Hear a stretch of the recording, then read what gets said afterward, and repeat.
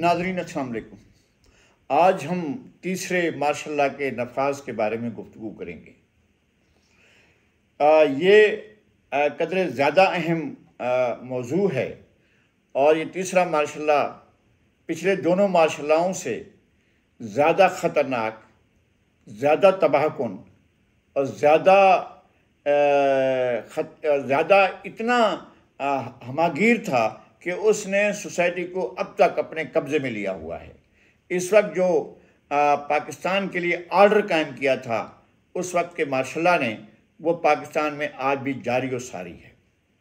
और वो जो मार्शल लॉ लगाया गया था, जिस तरह से दीगर मार्शल लॉ गैर मुल्की एजेंडे के लिए या गैर मुल्की अमरीकी मफादात के पेश नज़र लगते रहे हैं या अमरीकी फरमाइश पर लगते रहे हैं, इस तरह से ये मार्शल लॉ खालिसतन अमरीकी मफादात के लिए था और ये एक आलमगीर था, हमागीर अमरीकी मफादात के लिए था, चूँकि यहाँ पर एक मद्दे मुकाबिल दूसरी सुपर पावर का खात्मा करना मकसूद था।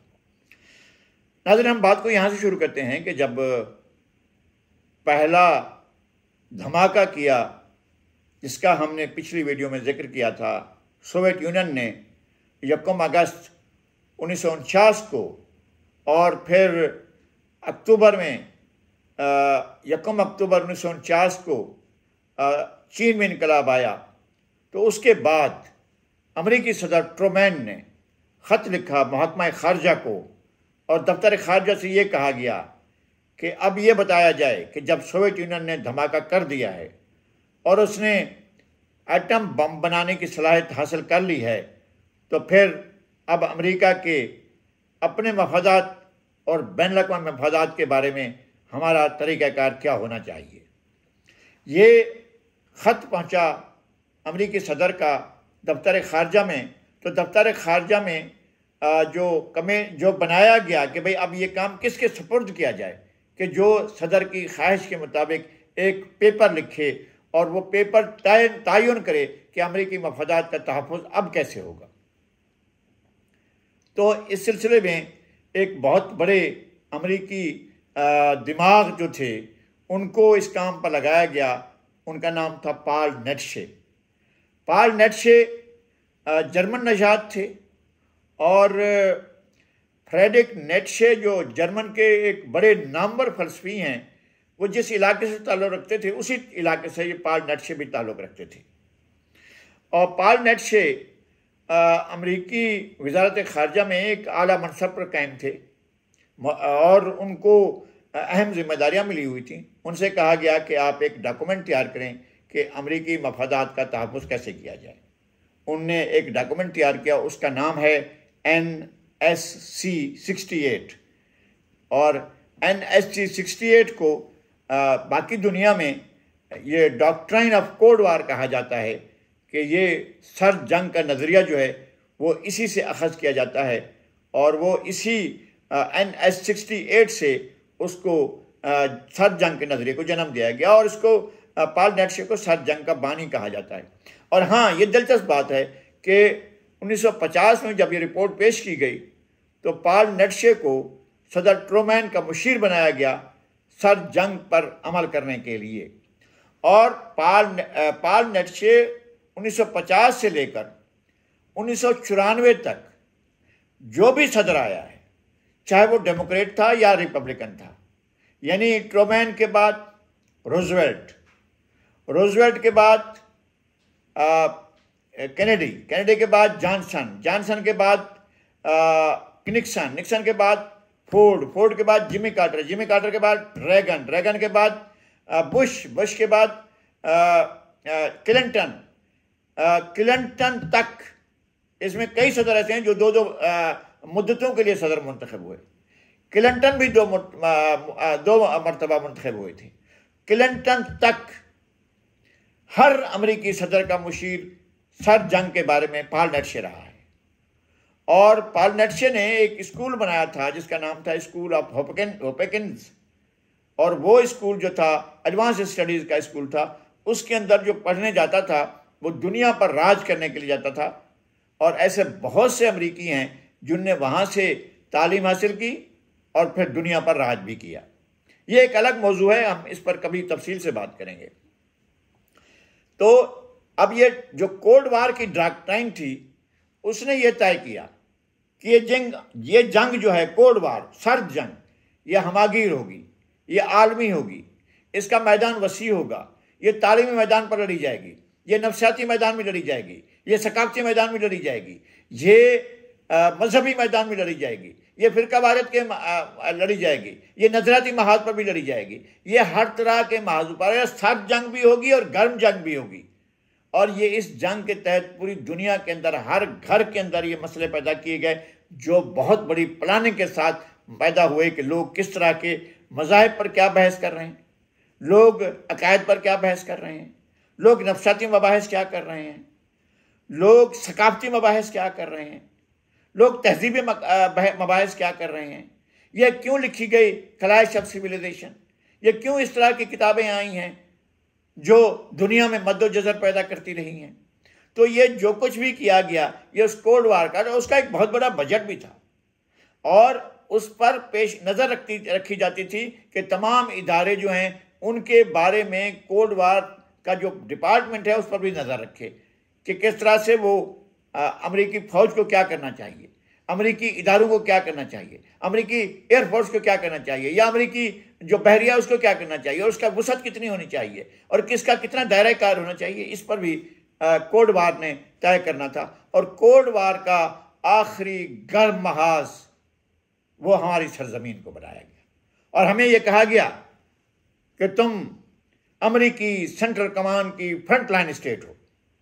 और अमेरिकी सेंट्रल कमांड की फ्रंट लाइन स्टेट के उस वक्त पाकिस्तान में कई लोग रहे हैं सरबरा, और जब जुल्फ़िकार अली भुट्टो वज़ीर आज़म थे तो उस वक्त ये हम उनके दौर की बात करें, भुट्टो साहब के दौर की बात में, उनके दौर में पाकिस्तान के सामने एक हवा खड़ा किया गया कि ज़ाहिर शाह का तख्ता उलटने के बाद सरदार दाऊद आया जो बिलाशुबा CIA का एजेंट था, उसने पख्तूनिस्तान का प्रोपेगेंडा शुरू कर दिया।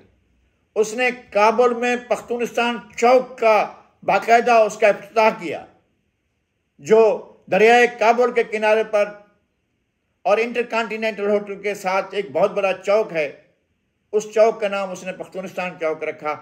असल मकसद था पाकिस्तान को इश्तियाल दिलाना, और ये बड़ी आला पैमाने पर इसकी मनसूबाबंदी की गई थी। जो सरदार दाऊद ने बल्कि यहाँ पर आकर मीरान शाह से आगे गुलाम शाह एक जगह है जो आगे जाकर फिर खोस्त की तरफ रास्ता निकलता है, यहाँ उसने आकर तकरीर करके पाकिस्तान की तरफ मुंह करके कहा था कि तुम हमारी सरजमीन पर बैठे हो, हमारा जो हदूद हैं वो ड्यूरन लाइन तक जाते हैं। और उसी ज़माने में खान अब्दुल वली खान के मुंह से ये कहलवाया गया कि मैं ड्यूरन लाइन की बॉर्डर को उठाकर दरियाए सिंध के किनारे अटक के पुल पर आकर रख दूंगा।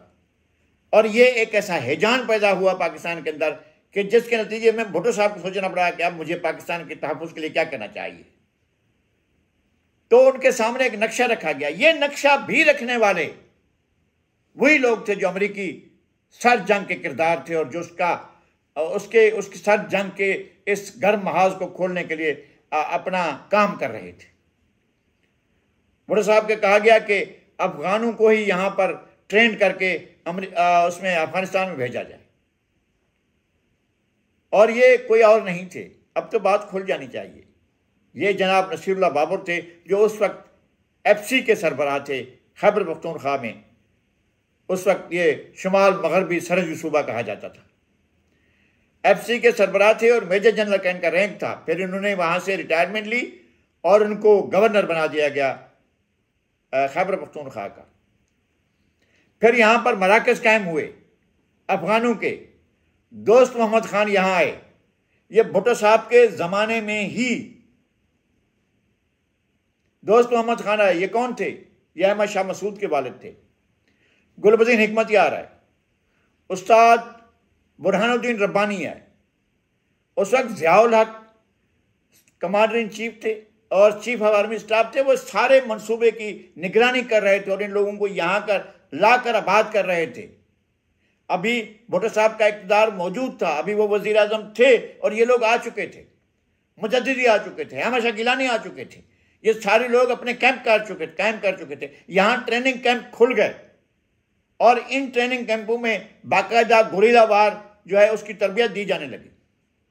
अभी इनकलाब सौर नहीं आया है, अभी खल्क पार्टी ने सरदार दाऊद का तख्ता नहीं उल्टा है, उससे पहले यहाँ पर तैयारियां शुरू हो गई एक ऐसी जंग की जिस जंग में अफगानिस्तान से रूस को शिकस्त देकर एक सुपर पावर को हमेशा के लिए ख़त्म करना था और दुनिया को यूनिपोलर वर्ल्ड बनाना था। इसके लिए कार्रवाई शुरू की। हम खिदमत बजा ला रहे थे, हम अमरीकी या आज़ाद दुनिया के कारिंदे के तौर पर काम कर रहे थे और हमने ये खिदमत बजा लानी थी। और इन खिदमत के बजा लाने में जनरल ज़ियाउल हक का मरकजी किरदार बनता जा रहा था। और फिर इस सारे अमल के अंदर एक रुकावट थी, उस रुकावट का नाम था जुल्फ़िकार अली भुट्टो। वो इस सारी सूरत हाल को बर्दाश्त करने को तैयार नहीं थे। फैसला किया गया कि भुट्टो को एलिमिनेट कर दिया जाए और फिर इस मामले को आगे बढ़ाया जाए। और इससे पहले एक और एपिसोड हुआ है और वो एपिसोड ये था कि अफगानिस्तान में सदर दाऊद का तख्ता उलट दिया गया और उनकी जगह पर इनकलाब सौर हुआ और नूर मोहम्मद तराकी अफगानिस्तान के सदर बन गए और हफीजुल अमीन को वज़ीर आज़म बना दिया गया और यहाँ पर एक कम्युनिस्ट हुकूमत कायम कर दी गई जो कम्युनिस्ट नज़रिए के तहत अफगानिस्तान में कम्युनिस्ट हुकूमत जो थी वो सोवियत यूनियन की पुष्टपनाही से कायम हुई, या ये समझा गया कि इनकलाब जो है वो रूस की मर्ज़ी से आया है। और हालांकि इस इनकलाब के पीछे भी अफ़गान फ़ौज थी, अफ़गान फ़िज़ाइयत थी। अब्दुल कादिर डगरवाल शुरू में उन्होंने संभाला। इनकलाब के फ़ौरन बाद सदर दाऊद को कत्ल कर दिया गया, उनकी बेगम को कत्ल कर दिया गया, उनके बेटों और बेटियों को कत्ल कर दिया गया और उनकी जगह पर इनकलाब सौर में एक नया इक़्तिदार कायम हुआ और ये नया इक़्तिदार कम्युनिस्ट इक़्तिदार था। और उन्हीं दिनों में ये जब इनकलाब आया तो उस वक्त जुल्फ़िकार अली भुट्टो जेल में थे और उन्हें लाहौर हाई कोर्ट सज़ाए मौत सुना चुका था और जनरल ज़ियाउल हक एक ताकतवर मार्शल एडमिनिस्ट्रेटर के तौर पर मुल्क पर मुसल्लत हो चुके थे और एक नई सूरत हाल पैदा हो रही थी जिसके बारे में हम फिर बताएंगे कि पाकिस्तान के तीसरे मार्शल ने आलमी सतह पर दुनिया को क्या फ़ायदा पहुंचाया और पाकिस्तान को क्या नुकसान पहुंचाया, इसके बारे में हम तफसील से बात करेंगे। अभी के लिए इतना ही और फिर हम हाजिर होंगे एक नई वीडियो के साथ और नए मौजू के साथ, ताकि आपके साथ ये गुफ्तगू का सिलसिला जारी रहे। बहुत शुक्रिया।